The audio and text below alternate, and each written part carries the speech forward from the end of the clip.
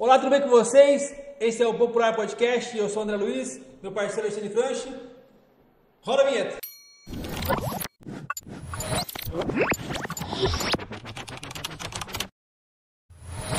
Hoje a gente tem uma convidada muito especial aqui.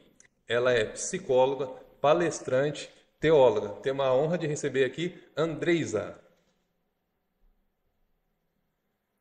Oi, pessoal, tudo bem com vocês? Gostaria de Bem, agradecer o convite, fiquei muito feliz, muito honrada, principalmente para a gente falar dessa temática aí tão importante. Então, como você bem disse, meu nome é Andreisa, sou da cidade de Acanga, sou psicóloga, palestrante, sou teóloga.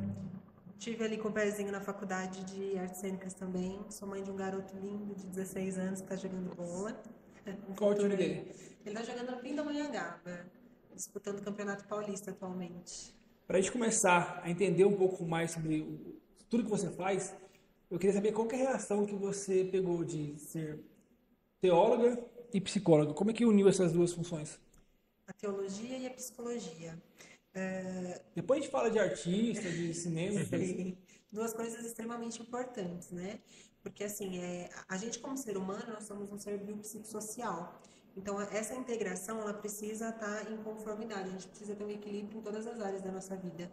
Então, alencando a psicologia com a teologia, eu vejo, assim, que a gente consegue resultados muito produtivos, né? Lidando com as nossas questões emocionais e também com a nossa vida espiritual. Claro que a psicologia em si, a gente não fala da parte de cristianismo, né, em atendimentos, enfim.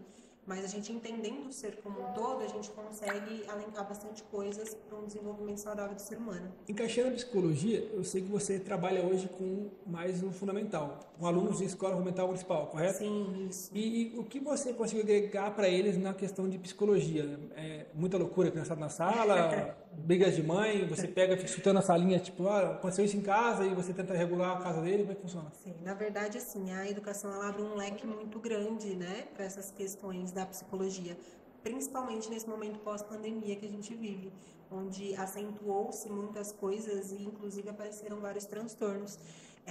E vale até ressaltar, eu acho que é legal mencionar, que o índice de divórcios aumentou na pandemia. Ah, é, o índice de violência doméstica aumentou muito na pandemia e, infelizmente, as crianças foram muito afetadas, né? E estão retornando agora para a escola. Então, nós estamos falando aí de 2 anos, não que foram perdidos, mas não teve muita produtividade. Porque, na verdade, tudo virou estúdio, né? As igrejas viraram estúdio, as escolas viraram Tudo EAD, estúdios, tudo foi à tudo distância. A online. gente precisou se adaptar para que não parasse tudo, para que não cessasse. Então, agora a gente está retornando com tudo isso, lidando com as questões emocionais das crianças que estão tendo que se readaptar de novo ao viver na sociedade, a conviver, né, com outros amigos, enfim. Aproveitando quando você faz uma sessão, não sei se é assim que funciona, de psicologia com as crianças, você acaba levando um pouco pro pai, você conversa com os pais antes também para saber o que está acontecendo, porque talvez as crianças querem passar uma informação para você e não conseguem soltar isso para fora. Fundamental, na verdade, a participação dos pais, né, na vida educacional das crianças e principalmente no ambiente escolar. Por quê? Eu atendo crianças hoje, eu estou trabalhando recentemente na educação.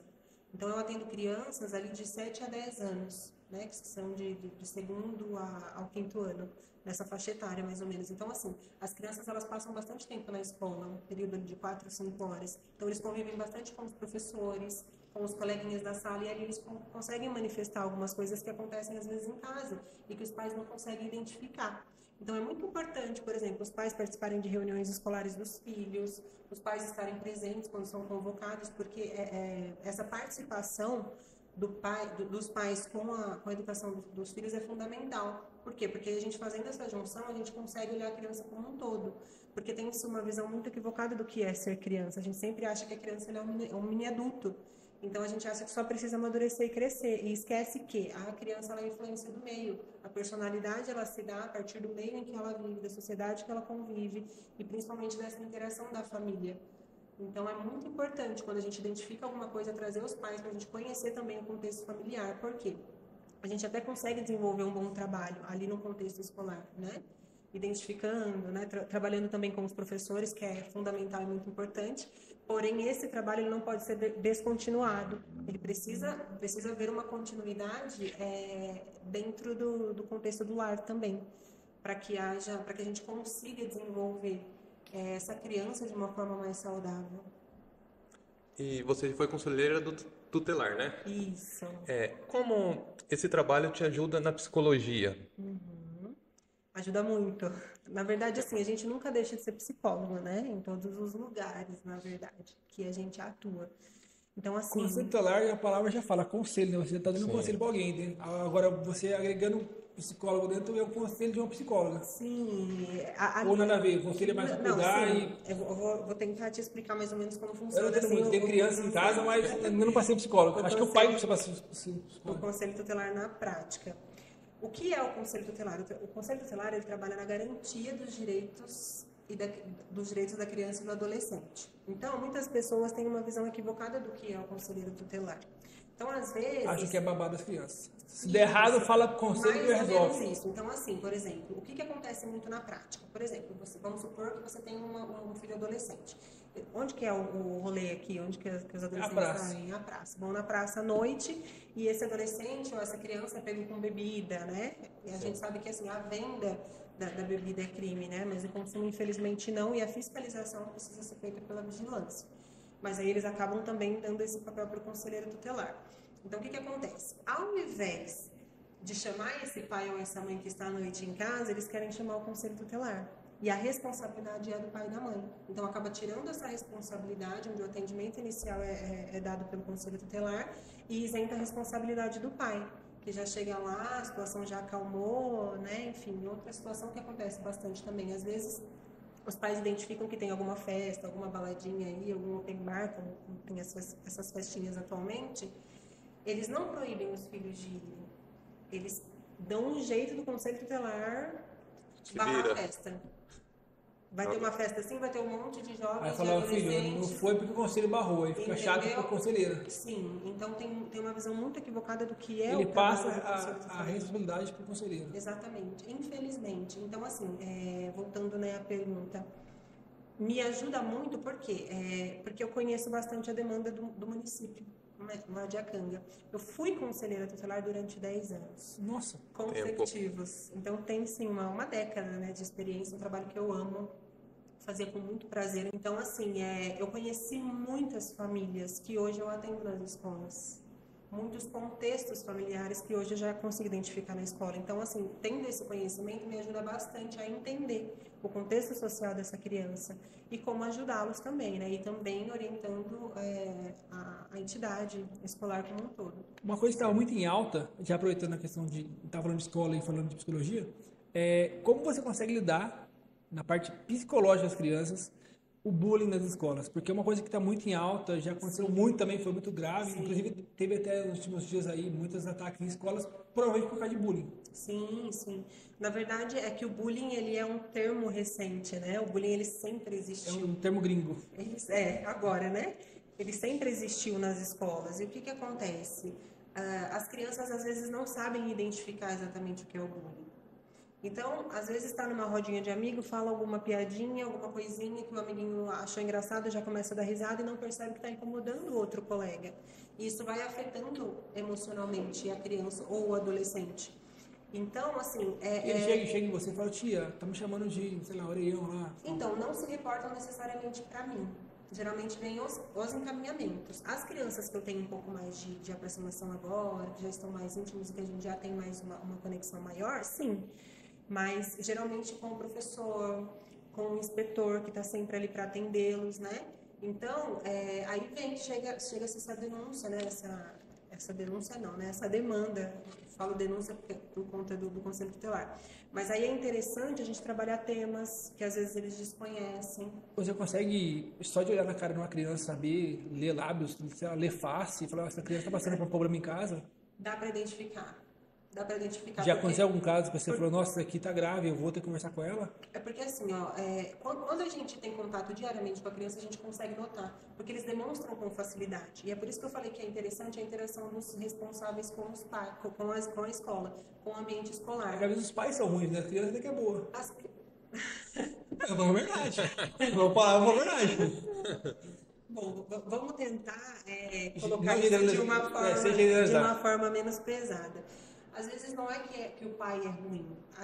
A questão é, a gente nunca oferece aquilo que a gente não tem, a gente não consegue dar aquilo que a gente não recebeu. E muitas vezes o pai realmente não sabe lidar. Então, a gente tem famílias, a gente tem bastante demandas, que a gente sabe que a família é totalmente desestruturada, mas que eles não sabem lidar com a questão. Aquele a velha, é tipo lá da assim, raiz. A mulher não pode sair de casa, o homem tem que sair e tal. É bem da raiz, é o que eu sempre costumo falar. Também esqueci de dizer, né, que eu sou psicóloga de uma comunidade terapêutica, eu trabalho com dependentes químicos e alcoólatras na cidade de Areal, onde eles ficam internados. 2R? Instituto 3R, 3R, Comunidade Terapêutica Instituto 3R. Então, assim, eu sempre falo para eles, toda árvore que dá fruto, ela tem uma raiz. E a raiz, ali na raiz que a gente precisa tratar o problema.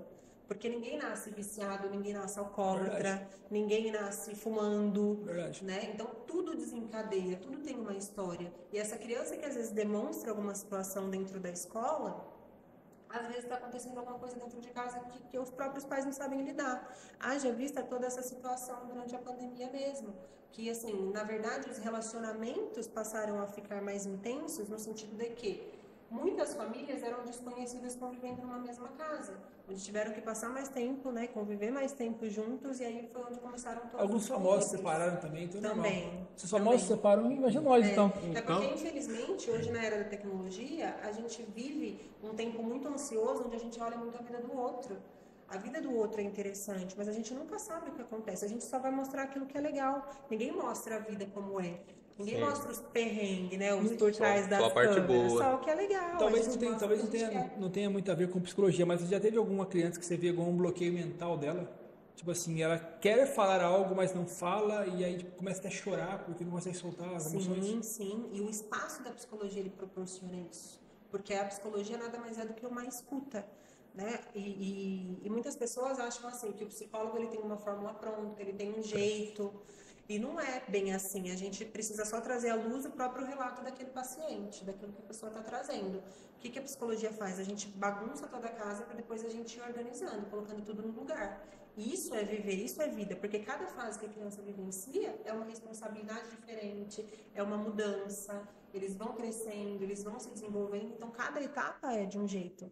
E também falando sobre a pandemia, eles perderam muito tempo. Então a criança que estava lá no primeiro ano, no ano de 2000, perdeu 2 anos depois. Voltou para o 4º, 5º ano, como primeiro ano ainda, na prática, né? Porque a gente sabe que a educação à distância, do jeito que foi, infelizmente muitas pessoas na nossa realidade ali mesmo, deu-se muita evasão escolar, muitas crianças que não estavam participando, por conta, às vezes, de recurso, de não conseguir acessar a internet, né? Porque tudo dependia disso. Então, algumas crianças perderam pessoas também, perderam entes queridos aí, acabou se bitolando mentalmente. Muito, e até hoje, né, tem essas consequências. E devido à pandemia, assim, você acha que aumentou o nível de estresse das crianças, ansiedade? Muito. Você tem percebido alguma coisa? Existe alguma estratégia que melhora, alguma dica, assim? Então, o que a gente percebe, principalmente no ambiente escolar, é que sim, aumentou-se muito a ansiedade e depressão das crianças. Por quê? Porque até mesmo no convívio familiar, aconteceu muitas situações, como as perdas, como a convivência mesmo com os próprios familiares, que gerou-se essa ansiedade, por conta do medo também. A gente, como ser humano, a gente tem medo do desconhecido, então a gente não sabia o que ia acontecer. A gente simplesmente veio aquela notícia, muitas pessoas perdendo a vida, muitas pessoas quase perdendo a vida, pessoas perdendo familiares, e aí, o que a gente vai fazer com isso? E as famílias não sabiam lidar. Então, aumentou-se muito o índice de ansiedade. A gente está tendo agora que ter recursos para lidar com isso no ambiente escolar, para que eles consigam se desenvolver, porque tudo começa ali. É como eu estava dizendo, a gente não pode achar que a criança ela é um mini adulto, ela vai se desenvolver e ela precisa crescer. Mas não, ela se desenvolve a partir do meio, a partir das vivências, a partir das experiências que ela tem. Se eu fosse psicólogo, como você é psicóloga, teóloga, se eu fosse psicólogo, talvez, eu não sei se faz parte disso, tá? Mas talvez eu iria estudar hipnose. Tem algo a ver hipnose com psicóloga? Dentro do contexto escolar, não. Porque eu sou muito atraente, me atrai muito essa ideia de hipnose científica, para doentes, sabe? Você tratar doenças. Sim. Eu achei que seria algo... Não seria uma aba da psicologia você escolar, no contexto escolar, não. Conhece alguém aí que você conhece? Tem coisas que é legal descobrir, né? Não é? Seria interessante, né? Fala pra gente, você fez artes cênicas. Fiz. Por que você não tocou o barco? Artes cênicas, eu fiz... Muita proposta? Eu amo arte, eu amo arte. Inclusive, eu sou lá da Igreja Batista de Acanga. A gente tem Ministério de Evangelismo, de teatro, de dança. Eu amo fazer isso. Desde sempre. Inclusive, eu era modelo antes de começar a faculdade. Modelo? Isso não como modelo. Tipo, um pezinho de modelo. Já fiz Você ginástica rítmica. Arte cênica que você faz, você trabalha com arte cênica da igreja, com teatro, algo desse tipo. Sim. E a arte cênica que trouxe você para teologia, ou foi ao contrário? Então, a artes cênicas, na verdade, começou lá atrás, quando eu tinha lá nos meus 18 aninhos. E eu comecei a fazer no primeiro semestre, aí eu engravidei do meu filho. Então, eu parei com as artes cênicas e a psicologia já era uma coisa que ardia no meu coração, já tinha vontade. Inclusive, eu fiz artes cênicas na USC. E a minha carteirinha, desde que eu fazia artes cênicas, já era como psicóloga, já era de psicologia, porque eu acabei mudando o curso. Então, era a área da psicologia mesmo. Você é psicóloga de formação, tem teologia também, mas você vai seguir a psicologia para um doutorado, mestrado, doutorado? Estou fazendo pós-graduação. Pós o quê? Eu faço pós-graduação de terapia cognitivo-comportamental. Meu Deus, já travou minha mente aqui. Não, explica pra gente melhor isso daí. Terapia cognitivo-comportamental. Teodoro, seu marido. É uma... Estamos chegando lá. Falei que souber o que é isso. Faz hipnose que hipnotiza ele. Estamos chegando lá. Então, porque assim, a psicologia ela fala muito do comportamento. E na vida, nada mais é do que tudo é uma mudança de comportamento. Tudo muda a partir do momento que eu mudo, né? Até porque a psicologia ela só funciona quando eu entendo que eu preciso de ajuda. Como eu trabalho com dependentes químicos, né? Não adianta a gente... É o que eu falo pra eles, o problema de vocês não é a droga, porque todo mundo tem um vício. Né? Tem gente que é viciada em chocolate, em doce, em Coca-Cola, em jogo, né? Não necessariamente os entorpecentes. Então, assim, a droga não é o problema. Porque se fosse, a gente colocava dentro da comunidade e estava tudo certo. Quantos eu não poderia levar para lá e já estariam, né, bem? Sim. E não é. Então, a gente precisa lidar com as questões emocionais, com as frustrações, resgatar a identidade, saber quem nós somos, traçar uma nova perspectiva de vida. Então, a terapia cognitivo-comportamental, ela trabalha essas questões, a mudança de comportamento. E você falou que você é mãe, né? Ser psicóloga te ajudou muito nessa parte? Eu acredito que sim. Na verdade... Você é muito amiga do teu filho? Assim, tipo, companheira de saber tudo que ele faz? Eu não sei se eu Porque sei ele tá tudo. longe. Tá jogando bola. Eu confio muito no meu menino. Ele é maravilhoso. E sim, ele tá hoje com 16 anos. A psicologia começou na minha vida, ele já tinha uns 2 aninhos, foi quando eu comecei.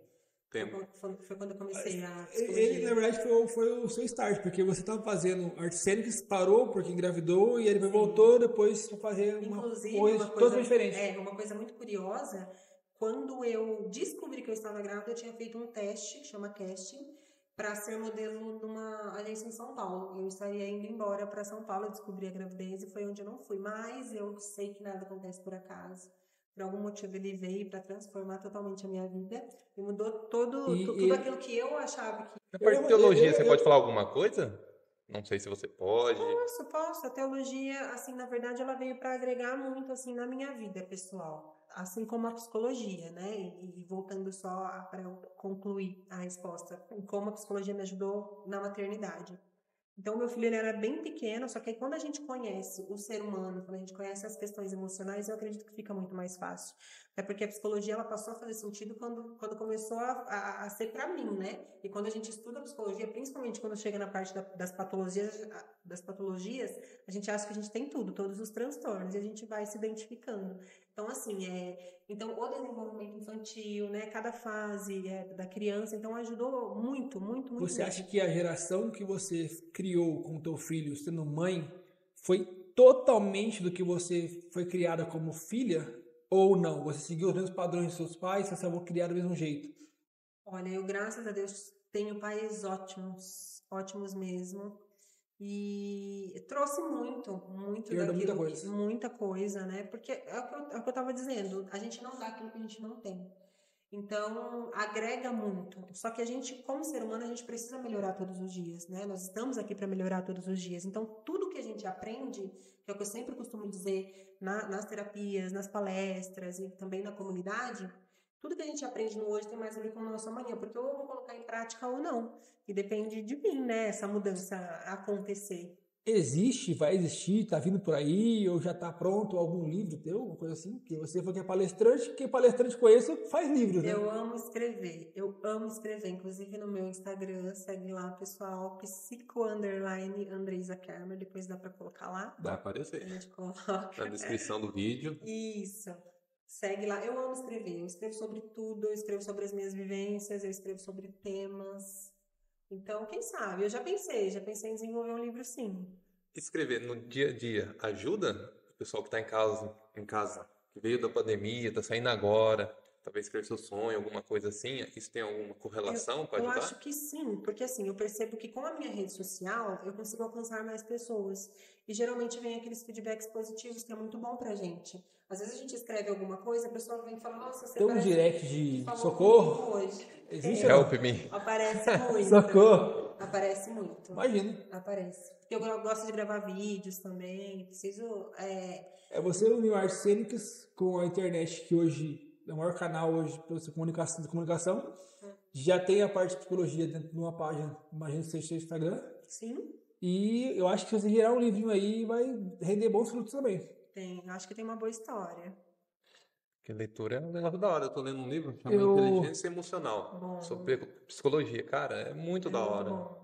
Abre muito a Sim. mente. E a leitura, ela é muito boa, né? Pra tudo. Você lê muito? Eu gosto muito de ler. Às vezes me falta um pouquinho de tempo por conta da rotina corrida, né? Mas eu No amo. dia a dia E tá- precisa, né? O psicólogo não Sim. para de ler e de aprender nunca. A sua Verdade. timeline foi assim, então, você estava fazendo artes cênicas, você teve um filho, depois foi fazer psicologia, teu filho hoje joga futebol, Joga futebol. da teologia você foi para constelar, ou já estava no constelar quando você fez psicologia? Eu Que faz tava 10 anos, cursando, né? Tava cursando psicologia quando eu Isso fiz o te conselho deu tutelar. um norte para você falar, isso mesmo que eu quero fazer. Sim, porque pra mim tinha tudo a ver. Porque o conselho tutelar, ele é uma porta de entrada muito grande. Então, assim, a gente como profissional da psicologia, a gente consegue identificar algumas coisas. Porém, enquanto conselheiro, eu não posso ser psicóloga. No conselho tutelar, apenas conselheira tutelar. Você hoje, como uma profissional da psicologia, trabalhando na área infantil, você acha que tem algo a agregar que você possa dar uma ideia, uma dica, talvez para os próximos gestores, sobre a questão de como melhorar a qualidade de ensino fundamental? Sim. Esse é o meu objetivo, na verdade, né? O que você pode agregar em questão de conteúdo para a escola? Melhorar o desenvolvimento dos alunos ali e eles começarem a se interagir mais, porque realmente, depois da pandemia, não foi só as crianças, os próprios adultos mesmo. Eu conversar com o pessoal hoje, o pessoal não tem nem papo para conversar, se perde nas conversas. E eu vejo muito assim que o psicólogo na educação, ele trabalha muito na prevenção, né? Porque as crianças de hoje são o futuro de amanhã. Com certeza. Então a gente precisa, na verdade, eu preciso fazer toda a leitura geográfica ainda do ambiente, né? Absorver bastante informações desse meio que eu estou inserida hoje, para conseguir desenvolver vários projetos com temas, trabalhar em grupos, né? Para futuramente dar continuidade, trabalhando também com os professores, né? Com toda a gestão da escola, que é muito importante. Por quê? Porque o trabalho do professor, ele não acaba. O professor, ele leva o trabalho para casa, ele tem que estudar, ele tem que desenvolver prova, ele tem que corrigir prova. Então acaba sendo muito exaustivo, que precisa de uma atenção também. Você dá palestra para outras pessoas assim também? Contrato? Sim. Eu palestro para empresas, prefeituras. Eu gosto de falar sobre temas específicos, né? Já tenho palestras prontas, desenvolvidas já com vários temas, no sentido de o Agosto Lilás, que é o mês da violência contra a mulher, violência doméstica, é um tema muito interessante. No mês de agosto, eu acho que eu fiz 11 ou 12 palestras. E para mim, olha, você falou isso agora, para mim eu acho que tem um pouco abordado, porque eu realmente nem conhecia os celulares. Eu fico no rosa, no azul ali só e no amarelinho de vez em quando. É um tema legal para um próximo convite. Com certeza, porque eu realmente não conhecia. Agosto Lilás. O Agosto Lilás. Não sabia. É muito, muito legal, porque aí eu falo sobre os tipos de violência, porque todo mundo acha que a violência é só a física, Sim. tem a violência emocional que acontece de várias formas, é bem bacana. Em maio tem o Maio Laranja, acho que é. O Maio Laranja, o dia 18 de maio, ele o Maio Laranja é por causa da violência sexual, né? O dia 18 de maio é o Dia Nacional do Combate ao Abuso e Exploração Sexual de Crianças e Adolescentes. Inclusive, eu passei em todas as salas. Que mexe muito na cabeça delas isso, e elas têm que trabalhar muito. E é importante a gente falar sobre isso, passar essas informações, porque a gente precisa de informações para saber como pedir ajuda, onde pedir ajuda, porque a criança, ela nunca vai inventar. Ou ela ouviu, ou ela presenciou alguma cena, ou ela vivenciou essa cena. E aí tem toda aquela questão do medo, da vergonha, das ameaças. Eu acho que Então, até é cria importante travas passar essas emocionais informações. futuramente. Sim, então é um tema que eu gosto de falar bastante também. Tem um videozinho, gravei, acho que tá no meu Facebook. Aí tem palestra do Janeiro Branco, que fala sobre a saúde mental. Fala sobre a questão emocional, né? Todas as nossas emoções, os nossos sentimentos. O Setembro Amarelo, que é o mês da prevenção ao suicídio e a valorização da vida, que é um tema também bastante legal. Bom, Andreisa, como é o nome completo? Andreisa Rodrigues Kermer. Andreisa, foi um prazer conversar com você sobre psicologia. Também gostei muito de saber sobre a questão do conselho tutelar, porque eu, por mais que eu trabalhei com alguns projetos junto ao conselho, eu nunca entendi como é que funcionava o conselho por dentro. Sim. E você me tirou algumas dúvidas também sobre isso. Elas são bem louquinhas. Talvez eu te chame no direct depois. À disposição. Talvez eu chame, fala, eu não aguento mais as crianças, tá? Me dá uma ajuda. Me ajuda. Mas a gente não sabe lidar, né? Uma coisa é as pessoas falarem daquilo que elas vivenciaram, outra coisa é a gente ser, é a gente viver, né? E só sendo. Não, mas crianças são os amores. É que às vezes eu chego mesmo e talvez falta um pouco mais de atenção minha por parte delas, por causa do trabalho excessivo do dia. Chego em casa, a gente quer descarregar a mente e aí a criança chega, quer brincar e tal, e nem sempre a gente tá com aquele ânimo todo. Sim. Tentamos, mas nem sempre estamos com esse ânimo todo. A gente precisa estar inteiro para a criança, ainda que seja 5 minutos, mas a gente precisa estar inteiro. Porque senão eles se distraem facilmente com várias outras coisas. E o mundo tá aí para distração mesmo, principalmente a rede social. E pra gente finalizar aqui, você quer passar alguma mensagem final? Não, só gostaria de agradecer mesmo o convite, agradecer a oportunidade. Estou à disposição para falar de qualquer tema aí que vocês acharem importante. Todos os temas de psicologia agora vai ter você aqui. Vamos focar vai colocar naquele projeto, hein? Do projeto. Temos um projeto de palestra palestra também. Vou ficar muito feliz. Se bem, é nossa com o maior prazer. Palestrante. Agradeço a oportunidade. Acho que a mensagem que tem que deixar é que a gente precisa viver. Muitas pessoas estão só sobrevivendo, né? E o que é viver? A gente entender realmente qual é o sentido da nossa vida, encontrar o nosso propósito de vida e fazer de tudo para a gente acontecer da forma que a gente gosta. E se tem algo que não esteja bem ou que não esteja indo bem na nossa vida, a gente precisa se descobrir. A gente precisa nos entender. Muitas pessoas não param para se ouvir por conta da correria do dia a dia. Mas quem é você? O que você gosta de fazer? A gente sempre consegue chegar lá. Tem uma frase do Gabriel Pensador. Fala assim, seja você mesmo, mas não seja sempre o mesmo. Porque você está sempre em alta evolução. Exatamente. Fechou, produção? Então, até mais. Segue a gente no canal aí, ativa o sininho. Segue a Andreisa nas redes sociais dela aí. Fala o seu arroba de novo.